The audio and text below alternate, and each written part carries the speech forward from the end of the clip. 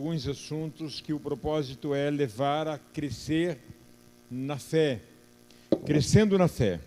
Nós já trabalhamos os primeiros assuntos falando sobre as potencialidades para servir.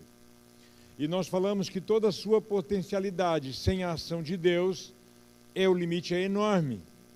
Quando a ação de Deus age na nossa potencialidade, as coisas mudam, acontecem coisas extraordinárias, a partir da ação de Deus, né? Falamos sobre isso. Aí nós trabalhamos o segundo assunto em 2 ou 3 reuniões, nós falamos sobre esse chamado para servir mais diretamente.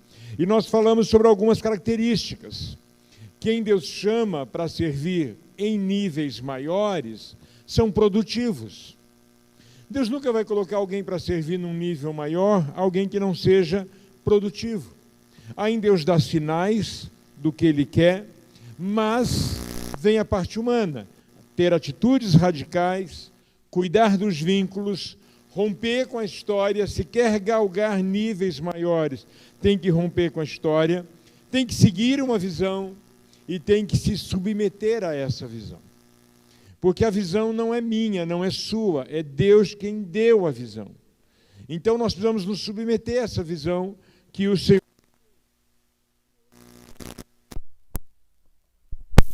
para frutificar.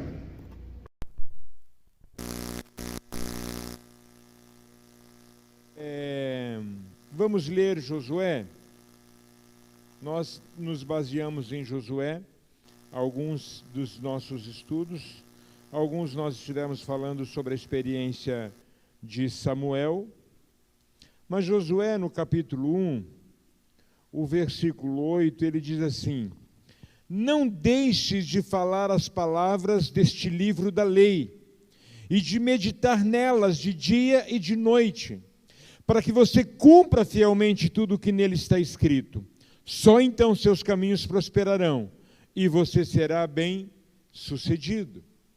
Se preparar para frutificar, queridos, é você entender que tudo começa na mente.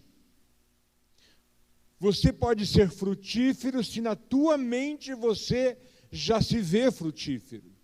Se você não se vê frutífero, você não vai ser frutífero. A nossa mente é a base de tudo. Aquilo que domina a sua mente vão determinar as suas atitudes. Tuas atitudes interferem nas tuas escolhas, e as tuas escolhas te levam a decisões. Em tudo na vida é assim, inclusive nas coisas espirituais.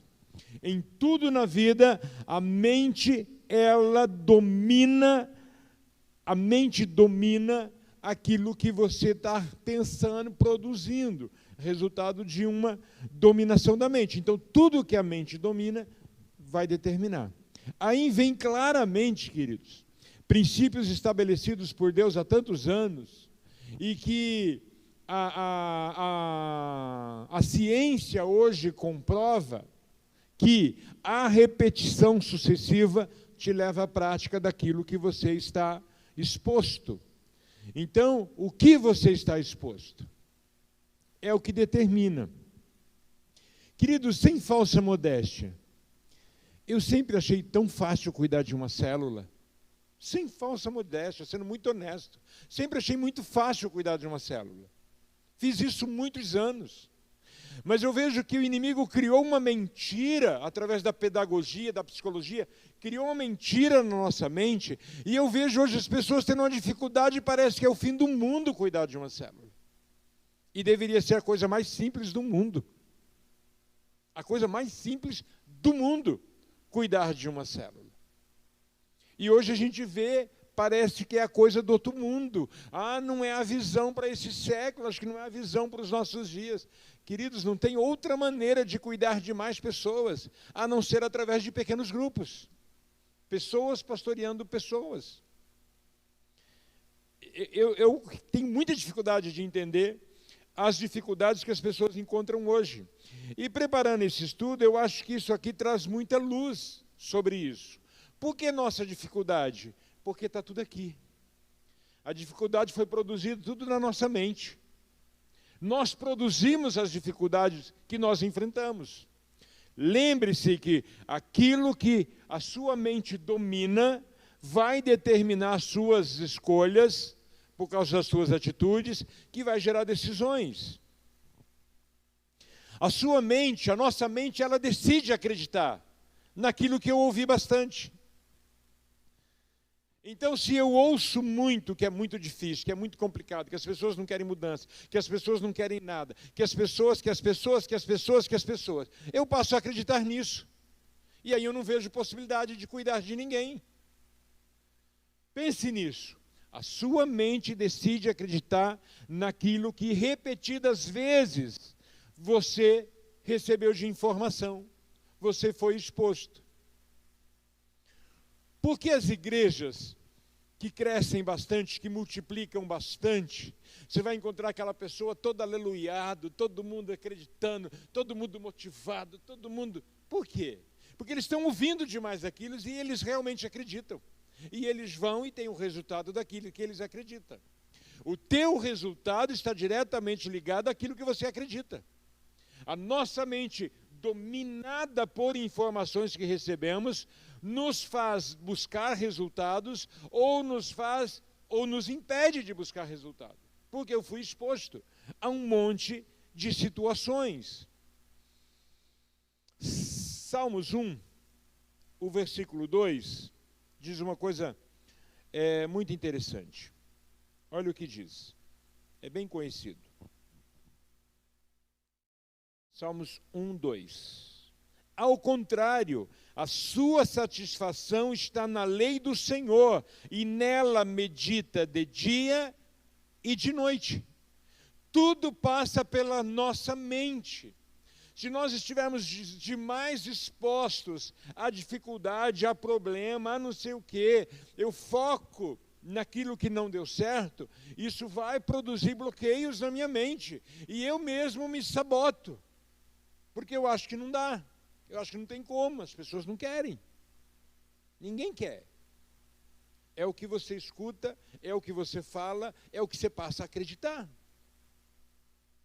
Então, se eu quero me preparar para ser frutífero, eu preciso me desintoxicar de toda mentira que eu já ouvi e decidir confiar no Senhor, decidir renovar minha mente pela palavra e entender que se a minha mente estiver renovada pela palavra e se o próprio Jesus deixou determinado e de fazer discípulos, o que eu tenho que fazer? Fazer discípulos. Ele deu uma ordem. Essa é uma ordem geral, não é para pastores, não é para evangelistas.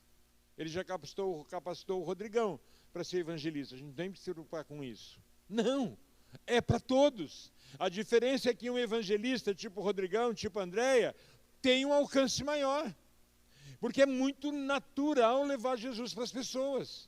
Agora, deveria para todos nós ser uma prática, para todos nós.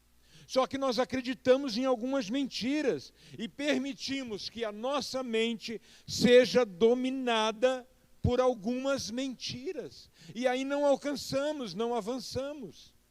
Então, se você quer se preparar para ser produtivo, a primeira coisa, você que está online, presta muita atenção que esse assunto é um assunto que pode ser cura para você. Se nós permitirmos o Senhor nos curar, nós vamos voltar para a palavra e a palavra vai ficar impregnada em nós de tal forma que nós vamos acreditar que é possível. Eu sempre fui muito bem sucedido com célula. Por quê? Primeiro porque eu achava que eu não prestava para nada. Eu falei, Deus, não gosto de pregar, não quero ser pregador, nunca vou pregar. Cantar eu queria, mas não deu certo. Pensa num cabra desafinado. Eu era tão desafinado que eu percebo quando as pessoas desafinam. Tentei tocar, não foi. Não deu liga. Fiz a parte musical. Pedro, eu fiz até a lição 90 da Bono. Eu dava aula da parte teórica para os colegas. Só que quando eu pegava no instrumento, aquilo não fazia sentido. Não fazia sentido. O maestro cuidando da banda, aqueles que estavam começando, eu ia dar aula para os que estavam começando. O ABC musical, nossa, parte teórica eu sabia. Mas aí quando eu conheci a ideia de célula, eu me apaixonei tanto. Porque eu falei, um grupo pequeno, e eu vou falar do que Jesus está fazendo na minha vida, isso é mole. Falei, gente, hoje eu estava orando, o Espírito Santo me falou isso. É simples. Então, eu, graças a Deus, tenho uma história bem-sucedida com célula. Mas o que eu entendo com isso, queridos? Preparando essa lição, o que eu entendi? Está tudo aqui, ó. Eu acredito que eu vou ser bem-sucedido, eu trabalho, tem esse aspecto, tá, pessoal? Ninguém vai ter resultado porque acredita. É arregaçar a manga e ir para cima. Lembra que de uma visão, 20% é visão, 80% é suor. É ir para cima, é ligar para as pessoas. A pessoa não veio na célula, não é cobrança. Pô, meu irmão, você não veio de novo na célula. Você nem sabe o que aconteceu. Olha a diferença. Cara, sentimos sua falta na célula hoje. Estava muito jóia. Muda tudo, não muda? Se eu falo, pô, de novo você não apareceu na célula? Já é a terceira vez que você não vem? O que aconteceu de tão grave que você não vem? É diferente eu fazer uma cobrança ou mostrar uma preocupação. Poxa, sentimos sua falta na célula, está tudo bem? A gente pode ajudar de alguma forma? A pessoa já vai te explicar por que não veio. Estava com preguiça. Não, dificilmente fala isso. Estava com uma dor de cabeça. A dor de cabeça é fantástica. A dor de cabeça sempre dá certo. Eu estava passando mal, eu estava não sei com o quê, né? Mas assim, queridos, grave isso. Porque as ideologias esquerdopatas deram resultados. E você vê uma quantidade de pessoas intelectuais, pessoas com uma cultura enorme, e estão cegos para o que a esquerdopatia produziu. Por quê? Porque ouviu tanto, que acredita nessa ideologia e não consegue perceber as incoerências dela. Porque foi tanto repetido. O professor falou, no trabalho falaram, aqui falou, na reunião do bairro falou, comissão não sei do que falou, em todo lugar falando a mesma coisa. Passa a acreditar naquilo. Então, o que o diabo fez? Lembre que o diabo trabalha com princípios. Quando a gente fala de princípios, dá a impressão de que princípio é só coisa boa. Não. Princípios é toda medida que tem um propósito de estabelecer alguma coisa. É princípios. Então, os principados demoníacos estabelecem princípios. E eles estabeleceram princípios na pedagogia, estabeleceram princípios na psicologia, estabeleceram princípios na filosofia, estabeleceram princípios na sociologia, e esses princípios foram tão repetidos, e em todo lugar, na novela, no filme, no seriado, na escola, nos livros, nos gibis, nos desenhos, em tudo esses princípios estão sendo repetidos, a ponto de passar a ser normal. Normal. Por exemplo, o homossexualismo. Homossexualismo era uma coisa que era velada, escondida, porque não era aceito no geral. Homossexualismo é resultado de comportamento. Tem nada a ver com orientação biológica. É orientação sexual, mas orientação adquirida na prática.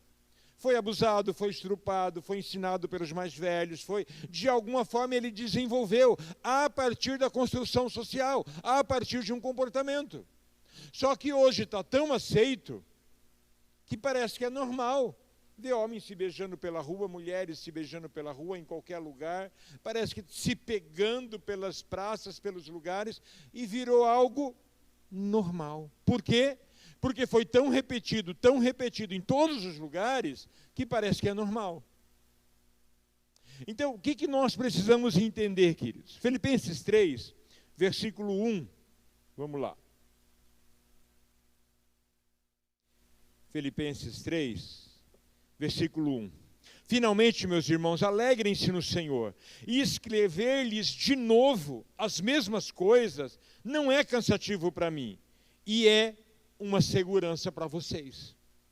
Vocês vão observar que Deus repetiu. Vocês vão observar que profetas repetiram. Jesus repetiu princípios. E Paulo faz a mesma coisa. E você vai observar, pegue, por exemplo, aleatoriamente, pegue os últimos Tadéis que a igreja de Santarém fez. Os últimos Tadéis.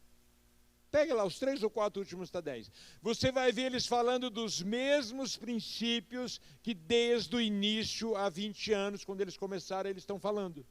Por quê? Porque é a repetição que grava. Nós falamos muito que não se desmarca a célula por nada. Há 1 ano atrás ou 2 anos atrás. E as pessoas evitavam desmarcar. Quando desmarcava, mudava o dia. Hoje está tão comum desmarcar que as pessoas nem me falam mais. Fui numa célula semana passada e tinha sido desmarcado. E não se desmarca a célula. Faz online. Não dá para fazer na casa, que o cara da casa não vai estar lá, vamos fazer online. Todo mundo sabe fazer uma célula online. Ou vão para a casa do líder, ou vão para uma outra casa. Eu já ofereci minha casa. Então, estou avisando de novo, quem está online aí também. O dia que não der para fazer célula em alguma casa, me avisa. Podem ir lá para casa. Mas a célula a gente não desmarca.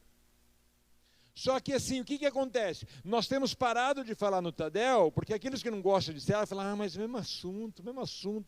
Sabe por quê, queridos? Nos cansa o mesmo assunto? Porque nos incomoda. Porque nós não estamos colocando em prática. E aí cansa. Porque aquilo que eu coloco em prática, se eu ouço mais vezes, me alimenta. Agora as pessoas querem um estudo mais profundo. Para quê?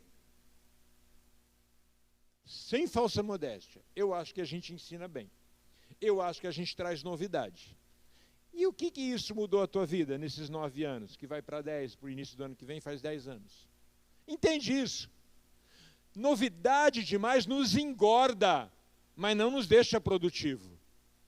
Então você vai perceber que as igrejas que encontrou o caminho do crescimento, elas estão sempre lembrando princípios básicos. Cuidado com a iluminação da casa. Cuidado com os gatos que ficam subindo e descendo em cima dos convidados. Cuidado com o cachorro que pula em todo mundo e suja todo mundo. Cuidado, entende? Coisinhas simples. Mas são coisinhas simples que a gente tem que estar repetindo para fixar, para gravar. Entende isso? Aqui Paulo está dizendo para os filipenses, eu estou de novo falando as mesmas coisas, isso não me cansa, é uma alegria lembrar vocês algumas coisas importantes, e para vocês é segurança eu repetir as mesmas coisas, porque é muito fácil a gente se desviar do propósito. Aliás, nós vamos falar sobre isso no nosso próximo Tadel, que é a parte do mesmo assunto, preparando para frutificar. Nós vamos falar sobre propósitos. Então, assim, queridos, é muito importante eu e você entender, a nossa mente é a base de tudo. O que domina a sua mente é o que vai aparecer nas suas escolhas, nas suas decisões.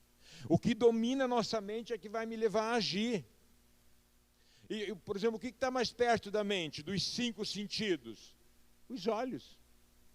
É 0,2 de segundo para chegar na mente aquilo que eu olho, aquilo que eu vi. Já está na mente. Eu vi, já está na mente. É o mais próximo da mente. Por isso que nós precisamos, e a Bíblia dá muita orientação sobre isso, meditar na palavra de dia e de noite. Porque à medida que eu estou olhando para a palavra, eu estou lendo a palavra, essa palavra está vindo, queridos. Está vindo. E gera cura. Eu fui uma das crianças, um dos adolescentes mais inseguro que você pode imaginar. Mais cheio de traumas, de complexos, de medos, de inseguranças que você pode imaginar. Mas o fato de ler muito desde criança, eu fui alfabetizado com 8 anos, eu entrei tarde na escola, entrei no primeiro ano com 8, no ano que eu ia fazer 8, e no final do ano eu já lia de tudo. Eu me apaixonei pela escrita. Então, sempre fui de ler muito.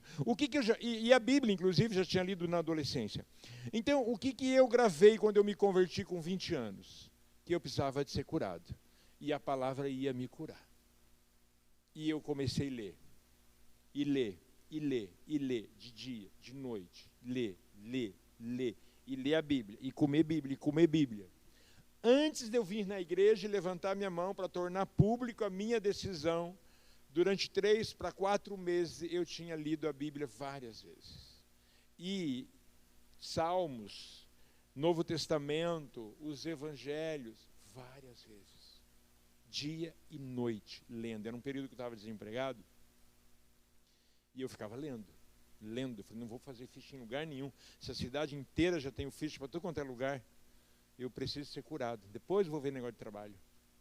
Lendo. E Jesus me curando, e Jesus gerando cura. A palavra cura, queridos. O único instrumento que pode transformar nossas vidas é a palavra. E é a palavra aqui, que cai aqui. Não é a palavra teórica. Teórica eu já tinha lido muito. Na adolescência eu li muito Bíblia, tentando entender a salvação. Mas era uma leitura teórica. Mas a partir do momento que a palavra, que tem o poder de transformar as nossas vidas, ela transforma a nossa mente, as transformações começam a acontecer. Primeiro, aqui, na mente. E ela cai ao coração. Aí o processo de transformação começa a acontecer. Queridos, tirar o povo do Egito para Deus foi mole. Foi mole. Conhecendo o povo, ele esperou um pouco mais e foi endurecendo o coração de Faraó, porque ele queria que o povo saísse com riquezas. Mas Deus fez milagres, Deus fez coisas maravilhas e tirou o povo do Egito. Agora, para tirar o Egito do povo, nem Deus conseguiu assim. Por quê? Porque ele estabeleceu a sua palavra e ele se autolimita para que a palavra dele seja respeitada, ele mesmo respeita. Aquilo que ele determinou, ele se autolimita. Ele deu o livre-arbítrio e deixou. Então, assim, existe uma parte que é com você, é comigo. A palavra que tem o poder de curar já está aqui. Agora, se eu permitir que essa palavra entre em mim, muda minha mente, deixa essa palavra cair no coração. Então, uma mente transformada, vida transformadas. Vidas que não foram transformadas é porque a mente não foi transformada. Tudo começa na mente. Nós estamos vivendo um tempo dos nativos digitais. Essa galerinha abaixo de 20 pode se considerar nativo digital. Há um risco, queridos, tão grande, de não viver experiências reais de trabalho, de atividades, vida com experiências com Deus. Tem alguns riscos tão grandes de quando você buscar na memória, lógico que não é com todo mundo, né? Nós estamos falando que é uma regra, de você buscar na memória, e na memória não tem nada de base sólida, a não ser histórias. Histórias do Zap, do Insta, do Face, do TikTok, sei lá, histórias. Que você fica ouvindo histórias. Histórias. E não esqueça, por trás dessas histórias há princípios demoníacos. Na pedagogia, na sociologia, na filosofia, na psicologia, há princípios demoníacos. E aí, se eu não me alimento da palavra diariamente, por isso era essa orientação na Bíblia, dia e noite, meditar na palavra. Não é apenas ler, mas meditar. Isso é muito importante. Queridos, a quantidade de coisas inúteis nas redes sociais é tão grande, que aqueles que não se libertarem das redes ou aprender a usar as redes para fins proveitosos, vão estar cheios de quê? De inutilidade. Eu vejo umas brincadeiras nas redes que eu fico assim, falei, Jesus, não dá para acreditar que tem 50 anos esse ser. Coisas tão fúteis, tão inúteis. Mas é isso que acaba enchendo a mente, enchendo a cabeça. 2 Coríntios, capítulo 4, versículo 4, diz assim: o Deus deste século cegou o entendimento dos descrentes, para que não vejam a luz do Evangelho da glória de Cristo, que é a imagem de Deus. Queridos, nunca antes na história o Deus deste século teve tanta conquista como na nossa época, por causa do lixo que ele tem produzido diariamente e tem atingido a muitos. Hebreus, no capítulo 11, o versículo 3 diz: pela fé, entendemos que o universo foi formado pela palavra de Deus, de modo que o que se vê não foi feito do que é aparente. O que eu vejo com a mente, não foi feito daquilo que os meus olhos contemplam. Meu olho está vendo uma pedra, mas a minha mente entende que há um processo por trás da formação daquela rocha. Ela foi formada daquilo que não é aparente. Isso é ver com a mente. Meus olhos veem uma coisa, minha mente vê aquilo que não enxerga, enxergo aquilo que não é aparente. É muito importante, eu e você, se queremos frutificar, nós precisamos deixar a palavra renovar a nossa mente. E não sermos guiados pelo que a maioria está falando, que a maioria está dizendo. A nossa mente tem necessidade de conversar. Os homens, não todos, alguns precisam um pouco mais. 5.000 palavras por dia, mulheres 25.000 palavras por dia. Essa é uma necessidade básica. Lógico que tem uns que falam mais, né? E alguns falam um pouco menos.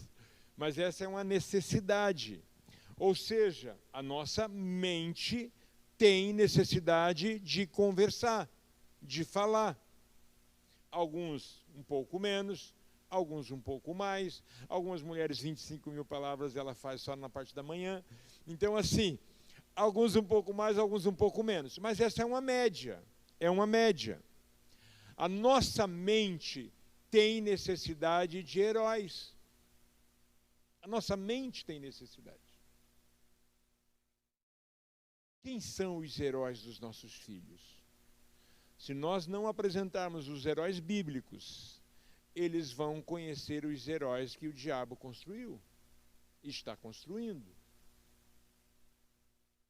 Dentro dessa ideia da mente ter necessidade de heróis, fala a necessidade de modelos, necessidade de referências. E a gente confunde um pouco os heróis com Deus, ou deuses, dependendo de cada cultura acredita. O povo tem, o ser humano tem necessidade da divindade. E às vezes confunde a necessidade com o herói. Perdão, a necessidade da divindade com o herói. Porque nós estamos falando de referenciais para mim. Por isso que muitas vezes, até dentro da igreja, se constrói idolatria a referenciais de sucesso. Porque nós confundimos nossa necessidade da divindade com a nossa necessidade de referenciais bem-sucedidos, heróis, nas diferentes áreas da vida. A nossa mente, ela tem necessidade de foco, de objetivo, de metas, de conquistas. Todos nós temos necessidade de conquista. Isso deveria ser natural. Agora, por que muitas vezes nós não temos sonhos? Porque fomos tão massacrados com não, você não pode, você não consegue, não vai dar, não tem como, você é pobre. Como é que você fala de fazer medicina se você é pobre? Como é que você fala disso? Nós ouvimos tanto não, tanto que não é possível, que a nossa mente fica limitada aos não é possível, não tem como, não vai dar. Mas a nossa mente, olhando do ponto de vista natural, criado por Deus, nós temos a necessidade de conversar, nós temos a necessidade de falar, nós temos a necessidade de referenciais e nós temos a necessidade de foco. Foco para casar, foco para ter filhos, foco para comprar o carro, comprar a casa, focos no ministério, focos na profissão. Nós temos naturalmente essa necessidade. Por que eu estou falando isso? Porque o que domina a tua mente vai determinar suas atitudes. Tuas atitudes vai te levar a escolhas. E as tuas escolhas a decisões. E as tuas decisões que definem o seu destino. É as nossas decisões. Escolhas mal feitas lá atrás, decisões mal tomadas lá atrás, está impactando o meu presente. E as minhas decisões no presente vão impactar meu futuro. Ou seja, atitudes, escolhas e decisões comprometem destinos. É muito, muito claro isso. Meu Deus, vamos para o nosso segundo assunto de hoje. Provérbios 12, 15.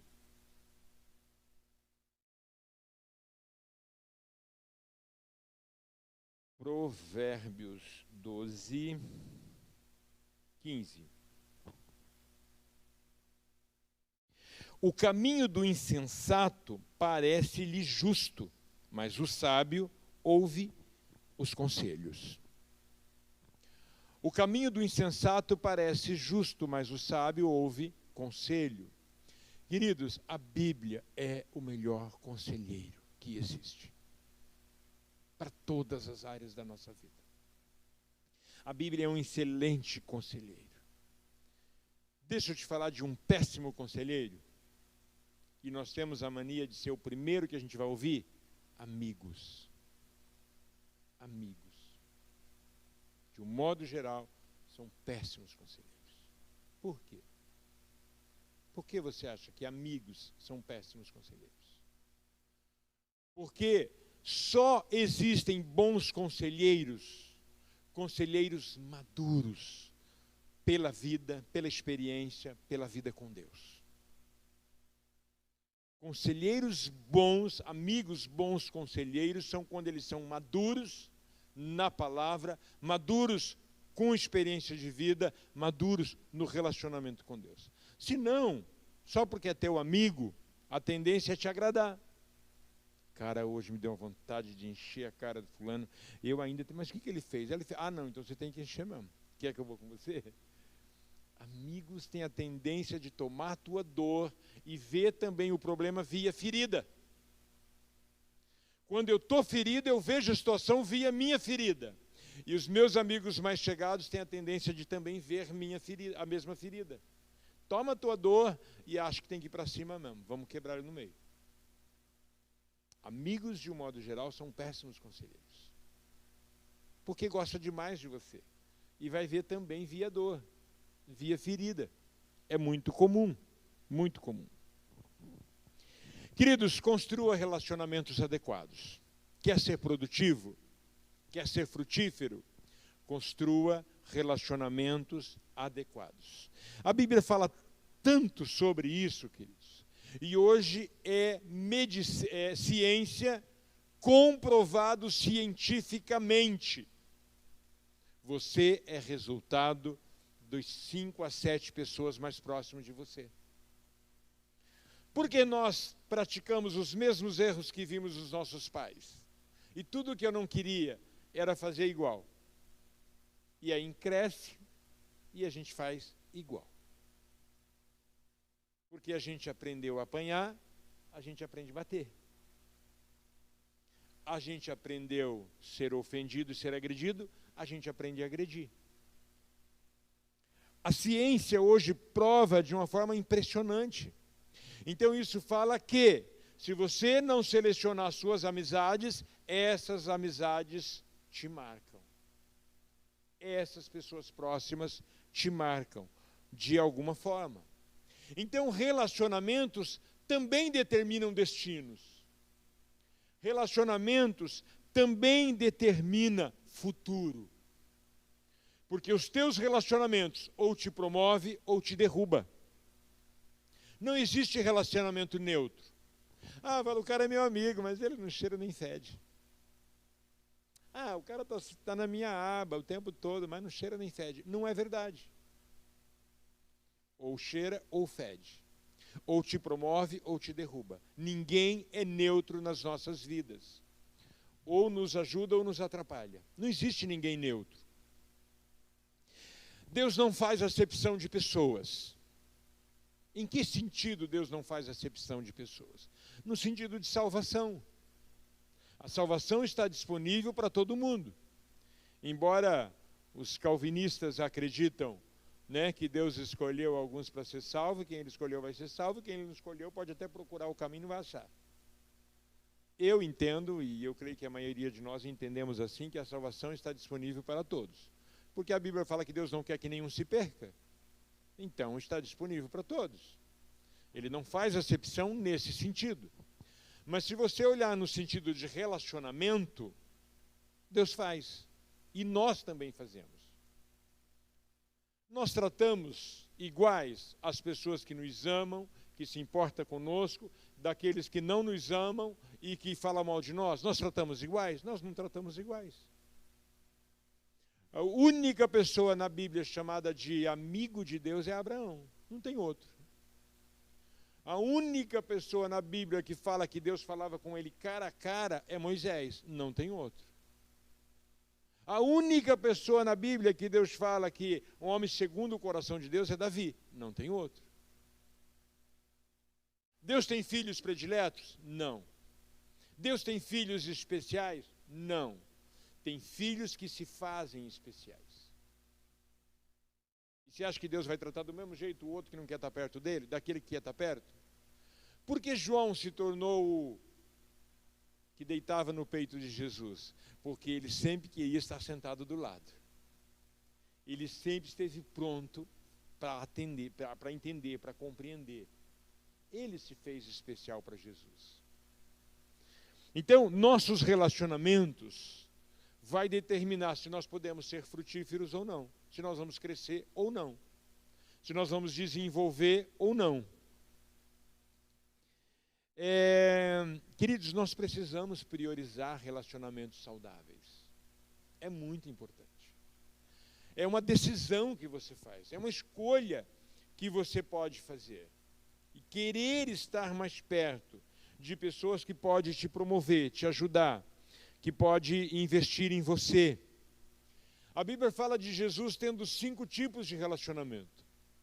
Ele tinha um tipo de relacionamento com a multidão, ele tinha um tipo de relacionamento com os discípulos, no geral, ele tinha um tipo de relacionamento com os apóstolos, ele tinha um tipo de relacionamento com Pedro, Tiago e João, e tinha um outro tipo de relacionamento com João. Isso é um parâmetro para nós. Em termos de qualidade de relacionamento, eu preciso ser o mesmo em todos os relacionamentos. Agora, você vai ver Jesus falando coisas para os discípulos, todos. E alguma coisa ele explica em particular só para os apóstolos.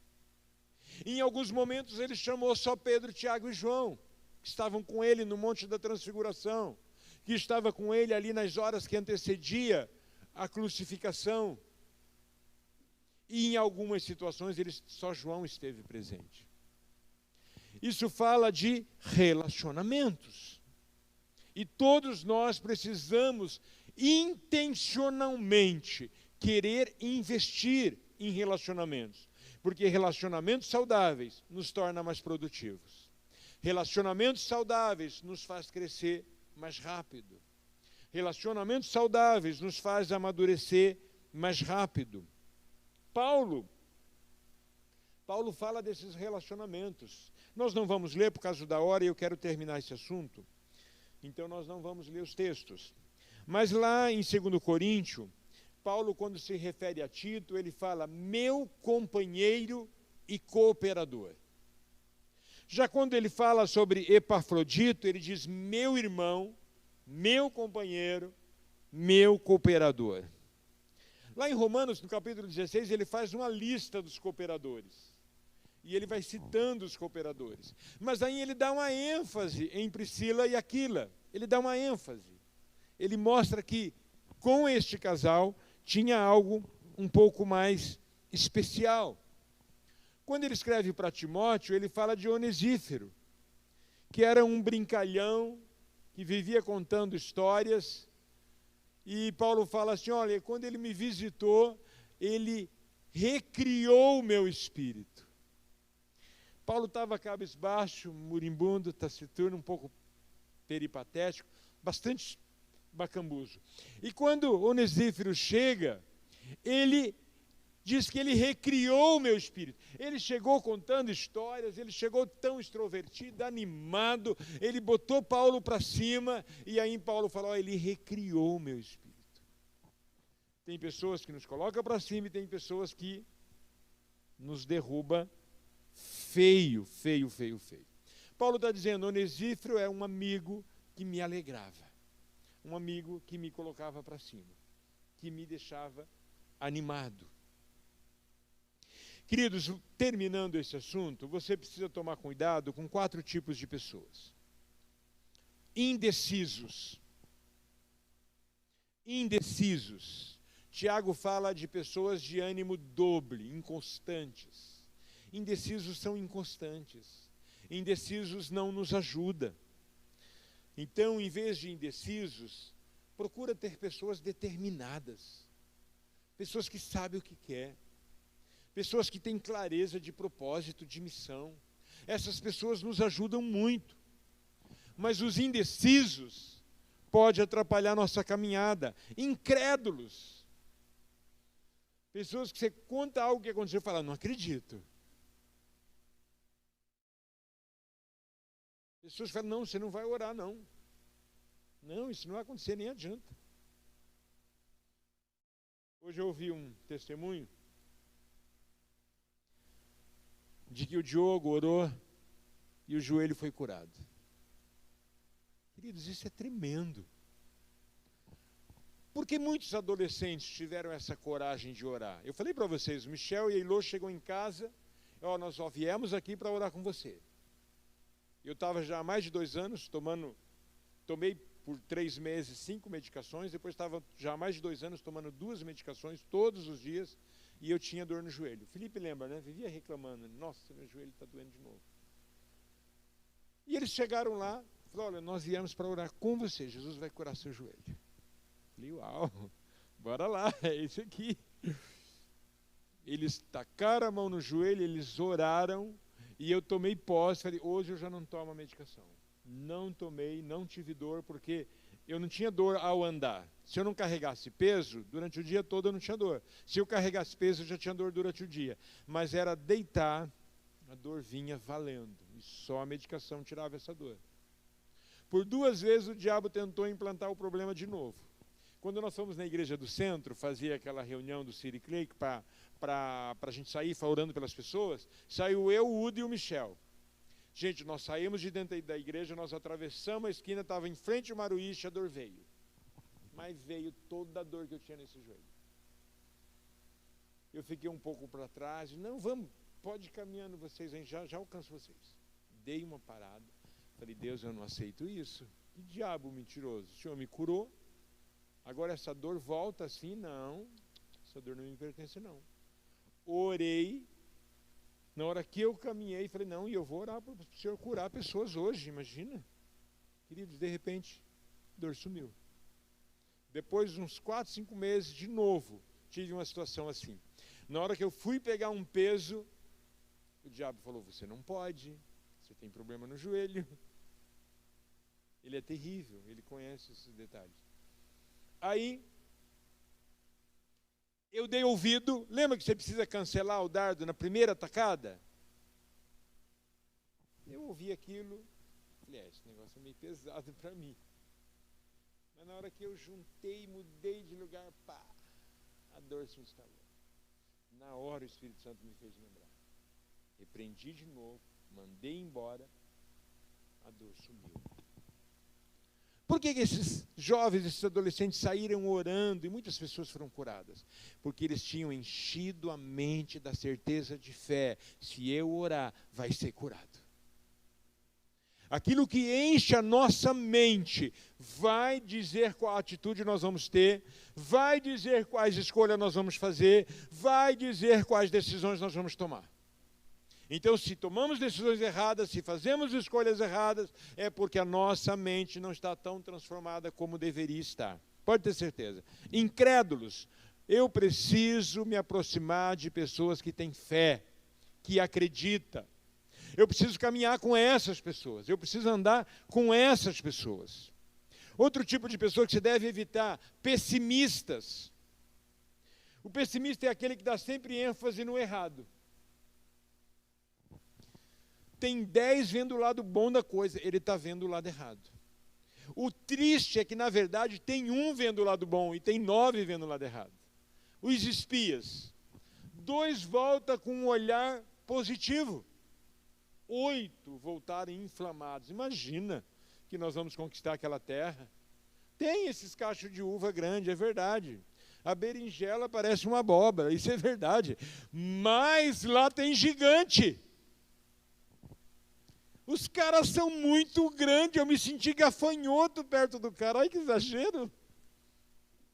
E eles inflamaram mais de 1 milhão de pessoas.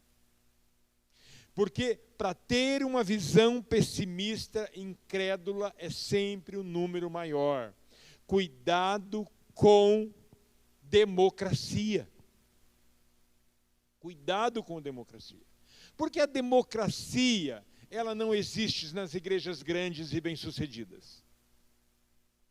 Porque a democracia nunca foi princípio de Deus para governar a igreja, para governar projetos de Deus. Nunca foi.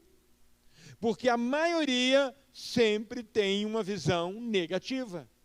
Ou por causa da incredulidade, ou por causa da indecisão, ou pelo pessimismo, ou pela murmuração, a grande maioria está influenciado para o negativo. Eu já disse para vocês aqui, por 2 vezes Deus deu bênçãos assim impressionantes para nós, e nós perdemos. Porque eu vi tanto desmando em igrejas pentecostais, pastores exagerar demais, fazendo o que quer e metendo os pés pelas mãos, que quando eu me tornei pastor, eu queria muito ouvir a maioria. Que a maioria achar é o que nós vamos fazer e está ótimo. Nós ganhamos uma área que era um CTG, Centro de Tradição Gaúcha. Um barracão o dobro dessa igreja, um barracão só coberto, todo aberto, o dobro dessa igreja. Uma casa para caseiro, uma baita de uma lagoa, um campo de futebol, uma área com uma churrasqueira enorme, uma estrutura grande. Ganhamos para a gente fazer nossos eventos. E na reunião, uma pessoa deu uma palavra super negativa sobre isso, e a maioria achou que realmente devia ser alguma armadilha do diabo. E não pegamos a área. Porque na época eu tinha a ideia de que o que a maioria está querendo é assim que nós vamos fazer. Cuidado com os pessimistas. O que eu preciso fazer? Colar nos otimistas. Descobrir entre aqueles que são otimistas, é com esses que eu vou compartilhar o que eu estou pensando. É com eles que eu vou compartilhar o que tem no meu coração, quando for o momento de compartilhar. Porque os pessimistas vai roubar o sonho, vai roubar o propósito, vai achar que não dá. Às vezes você está tão motivado para fazer alguma coisa, e aí vem os pessimistas e jogam um balde de água fria e destrói tudo. Os murmuradores são os que reclamam, são os que, ó vida, ó dia, não vai dar, não tem como, não é possível. Cuidado com os murmuradores. Por causa da murmuração, uma caminhada de 40 dias levou 40 anos. Por causa da murmuração, quantas bênçãos foram perdidas. Então o que você precisa? Colar nos que incentivam, nos que acreditam, naqueles que acham que pode dar certo. Você vem com uma ideia e o camarada te enche de ânimo. Acredita. Quantas vezes, eu me lembro que quando eu me converti, eu queria fazer alguma coisa, eu queria ver as coisas acontecer. E o meu pastor era o presidente dos pastores na cidade, do conselho de pastores. E ele era do agito, ele inventava coisa, trouxe a Donep para a cidade, trouxe a Cruzado Estudantil para Cristo. A Sueli daqui, acho que a Sueli... E a Sueli, só que vai lembrar disso. Cruzado Estudantil, aquele movimento, né? Fantástico. Trouxe para a cidade aquele projeto de, como é que é o nome? De cristãos se reunindo na faculdade, aquele antigo. Udo não... Não, mas o Udo não fez faculdade, ele não ia lembrar. Desculpa aí, Udo. O Udo está online. Deixa eu falar, eu não lembro agora, mas é um movimento sobre evangelização nas escolas. Cara, ele agitava. E aí eu fui na vibe, né? Falei, pastor, eu vou reunir os jovens. Eu tinha acabado de assumir os jovens, a liderança de jovens na igreja. Falei, eu queria fazer algo com os jovens evangélicos da cidade. Vou chamar os líderes de jovens evangélicos para a gente fazer um movimento. Ele falou, que legal, que joia, vai para cima. Aí eu descobri que o líder da Batista trabalhava na mesma empresa que eu. Aí quando cheguei lá, fui falar com ele, falei, cara, que legal, fiquei sabendo que você é evangélico. Eu não sou evangélico, eu sou batista. Falei, desculpa aí. E aí ele já disse que não tinha como, porque nós tínhamos crenças muito diferentes. Não tinha como a gente fazer coisa junto. Aí eu era da Assembleia de Deus, eu ainda não era liberto, o pessoal que está me ouvindo vai saber o que eu estou querendo dizer com isso. Aí eu fui no líder de jovens da Presbiteriana. O cara falou, Satiri, eu acho que isso não vai virar, nós temos muitas diferenças teológicas, eu acho que isso... Queridos, os primeiros que eu fui, todos me desmotivaram. Vocês acham que eu fui mais atrás de alguém? Lógico que não. Agora, se esses 3 primeiros tivessem me motivado, eu ia estar cheio de gás para ir atrás de outros. Então, cuidado, porque muitos dos nossos sonhos, vamos ficar em pé, vamos orar, muitos dos nossos sonhos são tirados pelos murmuradores, pelos reclamadores, pelos pessimistas, pelos incrédulos, pelos indecisos. Cuidado, cuida dos seus relacionamentos, se afasta de quem não te promove para Deus, quem não te promove para crescer, quem não te auxilia a crescer. Cuidado. Porque muitos estão perto, tragam as ofertas quem trouxe, pode trazer, nós já vamos orar. Muitos estão perto de nós e não nos ajuda. E aí nós achamos que a gente pode ajudar essas pessoas. E muitas vezes nós perdemos o nosso tempo e não vemos mudança acontecer. Ainda nós vamos estar falando sobre preparo para frutificar no próximo Tadel, tá? Vamos terminar esse assunto daí no próximo. Vamos agradecer ao Senhor. Pai, nós abençoamos as ofertas, abençoamos os ofertantes, abençoamos as casas que nos recebem, abençoamos nossos líderes, nossos pastores de rede, nós abençoamos o povo que está aqui, abençoamos aqueles que estão conosco em casa agora, aqueles que nos acompanham das suas casas, nós abençoamos. Abençoamos com toda a sorte de bênção. Pai, que esses ensinos, ó Deus, possam ultrapassar a barreira de apenas ser ouvidos para entrar na área de ser praticados. Que nós possamos, ó Deus, parar de ser apenas ouvintes, mas praticantes de princípios que recebemos do Senhor.